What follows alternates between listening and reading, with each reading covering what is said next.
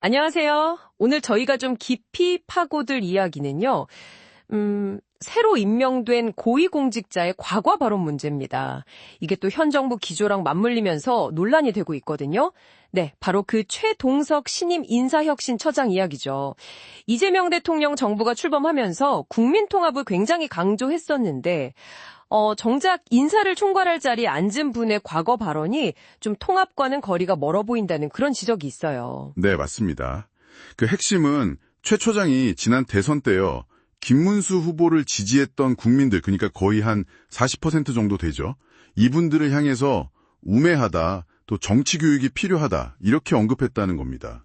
이게 대선 직후에 특정 성향 유튜브 채널에 나가서 한 발언으로 알려졌는데 사실상 국민 절반 가까이를 좀 계몽 대상으로 보는 듯한 그런 시각 아니냐, 이런 논란인 거죠. 우매하다. 그 단어 뜻 그대로 보면 어리석고 살이 어둡다는 건데 이게 국민을 대하는 공직자의 자세라고 보기는 좀 어렵지 않습니까? 특히 인사혁신처장이면 모든 공무원 인사기준 세우고 또 교육도 담당하는 자리잖아요. 그런데 이렇게 좀 편향된 시각을 가진 분이 과연 공정한 인사를 할 수 있을까? 이런 의문이 당연히 들 수밖에 없죠. 네, 그렇죠. 근데 이게 다가 아니고요.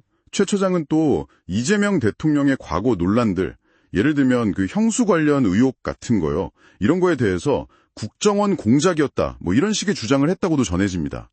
그리고 이 대통령 전과 기록에 대해서도 그건 불법과 불의에 맞서 싸우다 생긴 훈장 같은 것이다, 뭐 이런 식으로 감쌌고요.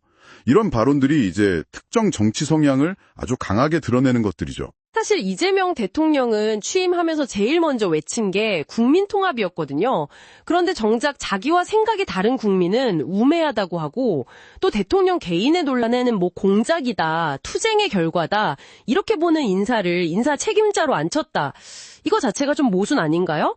야당에서 그래서 이게 이재명식 국민통합이냐, 반대하는 국민은 그냥 찍어 누르겠다는 거냐, 뭐 이런 비판이 나오는 것도 어찌 보면 당연해 보입니다. 네, 맞습니다. 이런 발언들이 단순히 한 개인의 생각, 이걸 넘어서는 문제죠.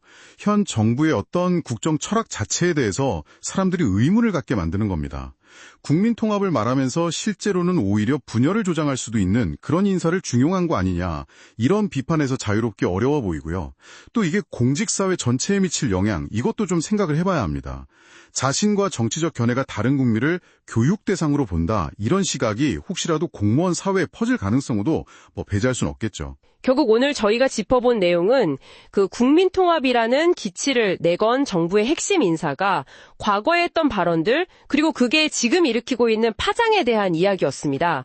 자신을 지지하지 않았던 국민의 상당수를 우매하다 이렇게 지칭하고 또 현 대통령의 과거 논란에 대해서 상당히 일방적인 옹호를 하는 모습. 이게 과연 정부가 말하는 통합의 메시지랑 어떻게 어울릴 수 있을까 여러 의문이 남는 상황입니다. 네. 여러분께서는 어떻게 생각하시는지요?